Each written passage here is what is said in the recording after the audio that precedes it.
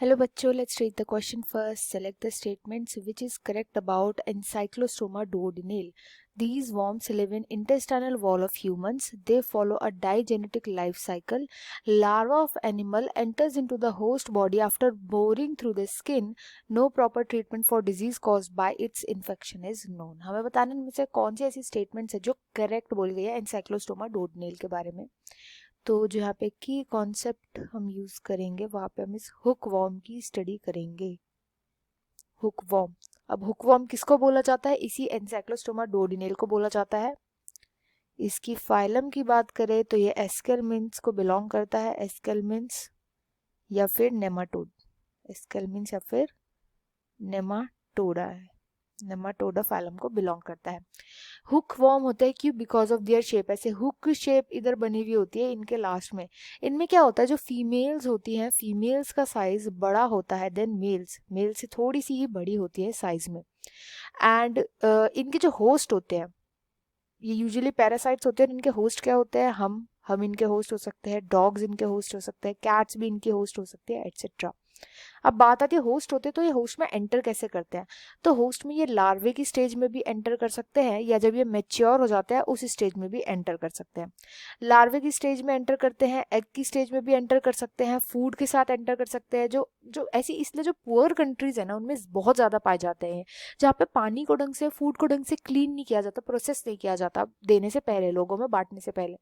तो यूजुअली ये क्या होता है, सॉइल के थ्रू कंटेमिनेट हो जाए, सॉइल के थ्रू कंटेमिनेट करते हैं किसको? फूड को एंड वाटर को। फूड जैसे सब्जियों में चले जाएंगे, वाटर में चले जाएंगे, एंड देन इनका कंटेमिनेशन करते हैं। तो इनके लार्वे ऐसे जाते हैं।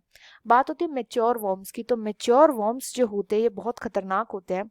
यूजुअली ये हेयर फॉलिकल्स के थ्रू, जो हेयर फॉलिकल्स जैसे हमारे हो गए या कैट्स एंड डॉग्स के हो गए, इनके हेयर फॉलिकल्स के थ्रू एंटर करते हैं, यहाँ पे बोर कर देते हैं, छेद बना देते हैं स्किन में। स्किन में छेद करने के लायक होते हैं ये जो वॉर्म्स होते हैं। अब बात आती है इनके होस्ट की, तो इनका एक ही होस्ट होता है पूरी लाइफ साइकिल में, सिंगल होस्ट लेकर के चलते हैं ये।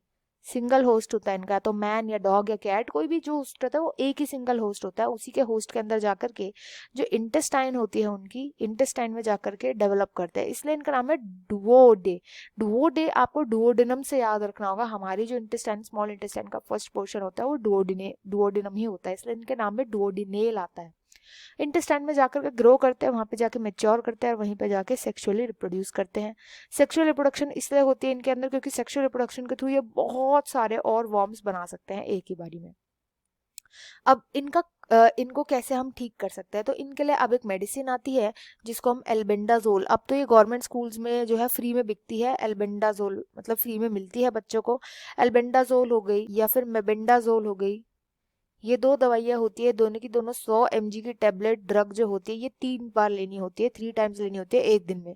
एंड बस कुछ ही टाइम के अंदर ये वॉर्म्स, एस्कैरिस हो गया, ये सब बॉडी के अंदर से नष्ट हो जाते हैं, खत्म हो जाते हैं। तो इसके थ्रू ये कर सकते हैं, इनका ट्रीटमेंट प्रॉपर अब अवेलेबल है। अब यहाँ पे स्टेटमेंट्स की बात करते हैं, तो फर्स्ट स्टेटमेंट जो बोले these worms live in intestinal wall, correct statement है।